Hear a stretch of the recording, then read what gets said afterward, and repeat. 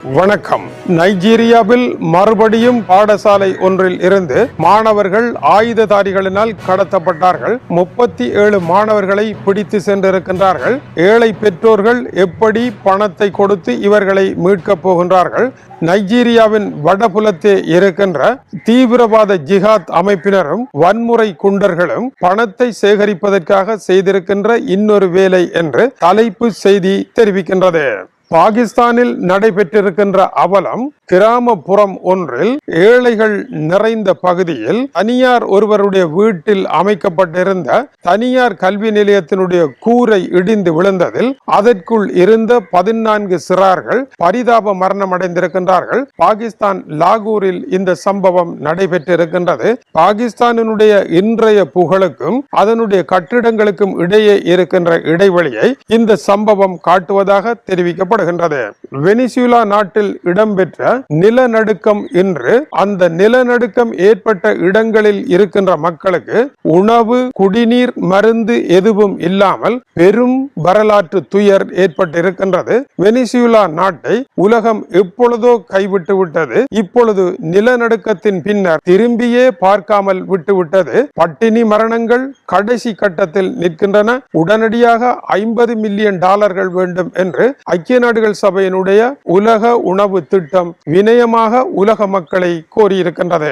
நான்காவதாக இன்று முக்கியம் பெறுகின்ற செய்தி, அல்கோரிதத்தை கொண்டு வருவதன் மூலமாக சமூக வலைத்தளங்களில் 18 வயதிற்கு கீழ்ப்பட்ட அமெரிக்க இளையோர்கள் தவறான வழியில் செல்வதை தடுப்பதற்கான புதிய சட்டத்தை கொண்டு வர வேண்டும் என்று பிரிட்டனை போல இப்பொழுது அமெரிக்காவிலும் சட்டம் கொண்டு வரப்பட்டிருக்கின்றது. அமெரிக்காவினுடைய 2 சபைகளிலும் இது ஏற்றுக்கொள்ளப்பட்டிருக்கின்றது. இந்த சட்டம் அதிகமாக இனி உலகின் மற்ற நாடுகளுக்கும் வேகமாக சுனாமி போல பரவுவதற்கான வாய்ப்புகள் உள்ளது. இந்த சட்டங்கள் சரியானதா, சட்ட ஆட்சி வெற்றி பெறுமா என்பதை பொறுத்திருந்தே பார்த்தல் வேண்டும். இதுபோல தமிழகத்தில் வயோதிபர்களினுடைய எண்ணிக்கை தொடர்ந்து அதிகரித்து வருவதாகவும் எதிர்வரும் காலங்களில் வயோதிபர்கள் பெருமளவில் இருக்கின்ற ஒரு மாநிலமாக இந்தியாவில் இருக்கின்ற அனைத்து மாநிலங்களிலும் வயோதிபர்கள் கூடிய மாநிலமாக தமிழகமே இருக்க போகின்றது என்றும் தமிழகத்தில் இருந்து ஒரு செய்தி வெளியாகி இருக்கின்றது. இதை எப்படி இன்றைய தமிழகம் சந்திக்க போகின்றது என்று நீண்ட ஆய்வும் வெளியாகி இருக்கின்றது.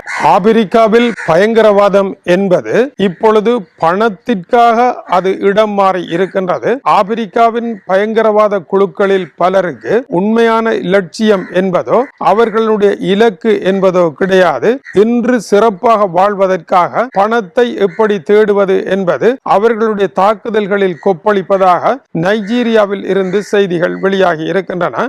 நைஜீரியாவில் அமைந்திருக்கின்ற, அதாவது நைஜீரியா கமரூன் நாட்டிற்கு அருகில் அமைந்திருக்கின்ற லாசா நகர் என்கின்ற இடத்தில் பரீட்சை மண்டபத்தில் இருந்த மாணவர்களை கடத்தி சென்றிருக்கின்றது நைஜீரியாவில் இருக்கின்ற ஜிஹாத் குழு ஒன்று.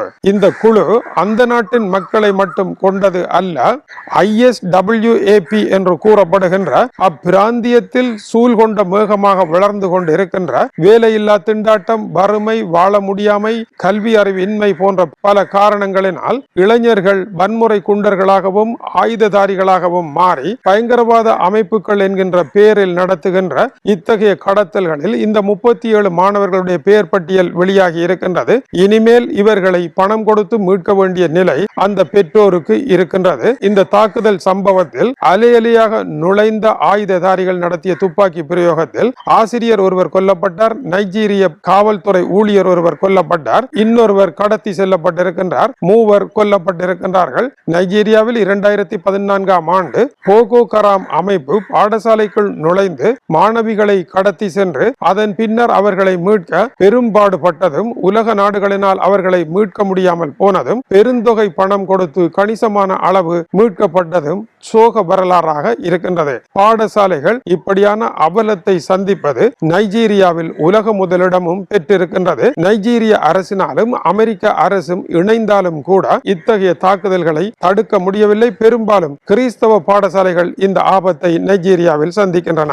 பாகிஸ்தானினுடைய லாகூர் நகரத்தில் 4 இருந்து 12 வயதிற்கு இடைப்பட்ட சிறு பிள்ளைகளுக்கு கல்வி கற்கின்ற தனியார் பள்ளிக்கூடம் ஒன்று. இது அதை நடத்துகின்ற ஆசிரியர் ஒருவருடைய வீட்டின் பின்புறமாக போடப்பட்ட மிக பழைய கூரையை கொண்ட ஒரு கட்டிடமாகும். இங்கு மாணவர்கள் படித்துக் கொண்டிருந்த பொழுது கூரையின் திருத்த வேலைகள் சமகாலத்தில் நடைபெற்றுக் கொண்டிருந்தன. எனவே கூரை மாற்றுவதற்கான கருவிகள் கூரையின் மேல் ஏற்றப்பட்டு பணியாளர்களும் கூரையின் மேல் ஏறி மக்கி உக்கி இருக்கின்ற இந்த கூரை இடிந்து விழும் என்கின்ற கணக்கு தெரியாமல் ஏறி இருந்த காரணத்தினால் இந்த கூரை சரிந்து விழுந்து இதுவரை 14 பிள்ளைகள் மரணமடைந்திருக்கின்றார்கள். அந்த வீட்டின் உரிமையாளரான ஆசிரியரும் அங்கு பணிபுரிந்த ஆசிரியர்களும் மேலும் அந்த கட்டட கொந்தராத்துக்காரரும் அங்கு பணியாற்றியவர்களில் தப்பியவர்களும் பாகிஸ்தான் போலீசாரினால் கைது செய்யப்பட்டிருக்கின்றார்கள். பாகிஸ்தானில் கூரை இடிந்து விழுவதும் கட்டிடம் இடிந்து விழுவதும் ஏன் என்ற கேள்விக்கு கட்டிடங்களை கட்டுகின்ற பொழுது தரமற்ற கலவையை கலக்கின்றார்கள். அது நாளை இடிந்து விழுந்தால் என்ன ஆவது என்பது குறித்து கட்டிடங்களை கட்டுகின்ற பொறியியலாளர்களுக்கு எந்த விதமான அக்கறையும் கிடையாது. சீமந்து பைகளை திருடுகின்ற பொறியியலாளர், மண்ணை திருடுகின்ற பொருளியலாளர், மண்ணை திருடுகின்ற என்ஜினியர் என்று பல என்ஜினியர்கள் கூடி இப்படியான வேலைகளை செய்வதனால் இறுதி முடிவு கூரை இடிந்து விழுந்து மரணிக்க வேண்டிய அவலமும், சேவலேறி நின்று கொக்கரித்தாலே இடிந்து விழுகின்ற கூரைகளை கட்டி நாம் உலகத்தில் சிறந்த கட்டிடக் கலைஞர்கள் என்று பேசுகின்ற குரல்களை உலகம் முழுவதிலும் கேட்கத்தான் செய்கின்றோம். ஆனாலும் கூரைகள் இவர்களுடைய தரம் என்ன என்பதை பேசிக்கொண்டுதான் இருக்கின்றன. வெனிசுலாவில் ஏற்பட்ட நிலநடுக்கத்தில் இதுவரை 1900 பேர்களுடைய உடலங்கள் மீட்கப்பட்டிருக்கின்றன. மேலும் பல்லாயிரக்கணக்கானவர்களை காணவில்லை. அவர்கள் இடிபாடுகளுக்கு இடையே சிக்கப்பட்டிருக்கலாம் என்ற கண்ணீர் கதை தொடர்கின்றது.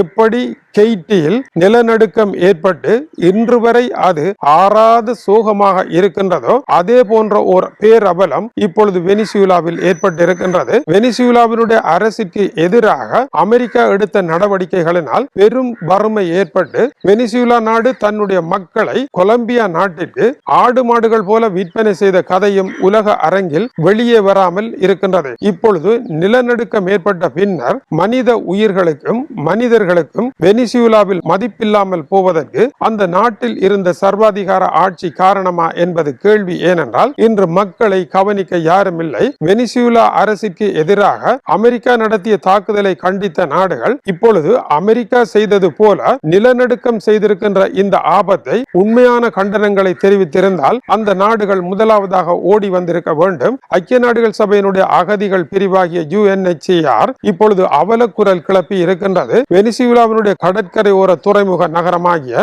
லாகுவாரியாவில் ஏற்பட்ட நிலநடுக்கம் மிக மோசமானது. அங்கு பெரும் துயர், மக்களுக்கு உணவில்லை, குடிநீர் இல்லை, வயிற்றோட்டம் ஏற்பட்டிருக்கின்றது, மருந்துகள் இல்லை, காப்பாற்ற யாரும் இல்லை, $50 மில்லியன் தாருங்கள் என்று ஐக்கிய நாடுகள் சபையினுடைய உலக உணவு திட்டம் கேட்டிருக்கின்றது. யார் கொடுக்க போகின்றார்கள் வெனிசுலாவிற்கு $50 மில்லியன் என்பது கேள்வியாகவே இருக்கின்றது. ஏழைகளின் கால்களில் ஏற்பட்ட நிலநடுக்கம் என்பதனால் நிலநடுக்கம் ஏற்பட்டால் ஏழை நாடென்றால் எவரும் உதவவும் முன்வர மாட்டார்களா என்ற கேள்வியை வெனிசுலா உலக அரங்கில் கேட்டுக்கொண்டும் இருக்கின்றது. அமெரிக்காவில் புதிய சமூக வலைத்தள சட்டம் வருகின்றது. இளையோரை போதை வஸ்திற்கு தூண்டுவதும், இளையோருக்கு டிப்ரெஷனை ஏற்படுத்துவதும், இளையோரினுடைய நேரத்தை நாசமடிப்பதும், அவர்கள் எதுவும் செய்யாத இதற்குள் சிக்கப்பட்ட போதை வஸ்து பேர்வழிகளாக மாறுவதற்கும் காரணமாக இருக்கின்ற சமூக வலைத்தளங்களை இனி கட்டுப்பாட்டில் கொண்டு வர வேண்டும் என்கின்ற பிரேரணை பிரிட்டனை போல அமெரிக்காவின் பாராளுமன்றத்திலும் வந்தது. Kids internet and digital safety act என்கின்ற இந்த சட்டத்திற்கு 267 உறுப்பினர்கள் ஆதரவாகவும் 117 உறுப்பினர்கள் எதிராகவும் வாக்களித்திருக்கின்றார்கள். அமெரிக்காவினுடைய இரு பெரும் கட்சிகளும் இணைந்து ஆதரவு வழங்கியிருக்கின்றன. இனிமேல் புதிய அல்கோரிதம் என்கின்ற AI உருவாக்கி இளையோரை சீரழிக்கின்ற விடயங்களை கட்டுப்பாட்டில் கொண்டு வருவதற்கான ஏற்பாட்டை செய்ய வேண்டும் என்றும் இந்த சட்டம் கூறியிருக்கின்றது. இதுபோல தமிழகத்தில் இப்பொழுது வயோதிபர்களினுடைய தொகை அதிகரிப்பதற்கு தமிழகத்தில் சிறந்த மருத்துவ சேவையும் அதுபோல வயோதிபர்களுக்கான சிறப்பு சலுகைகளும் அவர்களின் தன்னுடைய உயிர் வாழும் காலத்தை நீட்டித்து செல்வதாகவும், ஆனால் கூட்டு குடும்ப கட்டுப்பாடு உடைந்து செல்லுகின்ற காரணத்தினால் முதியோர்கள் அனாதைகளாக போவதும் அங்கு அதிகரித்து வருவதாக அந்த செய்தி தெரிவிக்கின்றது. தமிழகம் இந்திய மாநிலங்களில் முதியோர் அதிகமுள்ள மாநிலமாக இப்பொழுது இருப்பதாக கூறப்படுகின்றது. இது தமிழகத்தினுடைய மருத்துவத்துறை, சித்த வைத்தியம், உணவில் இருக்கின்ற சிறுதானியங்கள் போன்ற உணவு சேர்க்கைகள் அவர்களுடைய ஆயுளை நீட்டிப்பு செய்வதில் மேற்கு நாடுகளை விட முக்கிய பாத்திரம் வகிக்கின்றது. ஆனால் தமிழகத்தினுடைய முதியோர் எண்ணிக்கை மிக சொற்பம். டென்மார்க் போன்ற நாடுகளில் முதியோர் எண்ணிக்கை 40% தொட்டுவிட்டது. எனவே டென்மார்க் போன்ற நாடுகளுடன் ஒப்பிடுகின்ற பொழுது தமிழகத்தினுடைய முதியோர் எண்ணிக்கை